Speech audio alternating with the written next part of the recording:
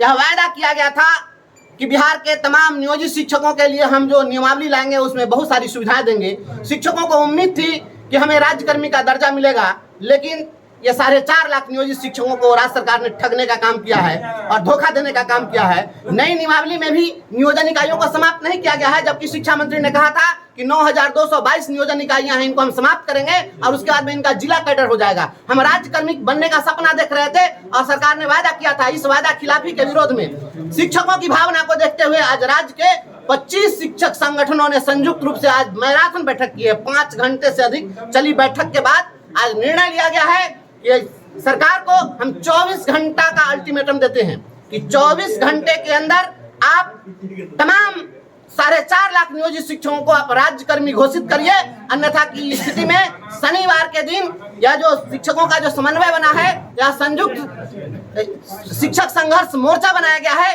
यह संयुक्त शिक्षक संघर्ष मोर्चा पूरे बिहार के तमाम शिक्षकों को एकजुट करके आपके इस जनगणना कार्य का पूर्ण बहिष्कार करेगा। 24 घंटा का अल्टीमेटम है, 25वें घंटे में हमारा आंदोलन शुरू होगा। शनिवार के दिन बिहार के तमाम प्रखंड मुख्यालयों पर हम प्रदर्शन करेंगे और सरकार के इस वादा खिलाफी का विरोध करेंगे। जो प्रक्रिया है और इससे पहले हम लोग 4 बार परीक्षा दे करके ही शिक्षक बनते थे और सरकार कह रही है कि आप 15 साल नौकरी कर लिए, अब फिर से जो है बीपीएससी के द्वारा परीक्षा दीजिए और तब जो है आपको हम अध्यापक बनाएंगे। ये सरकार की शिक्षकों का शोषण करने की साजिश है। इस साजिश के खिलाफ तमाम शिक्षक संगठन गोलबंद होकर के हम लोग इसका विरोध करेंगे।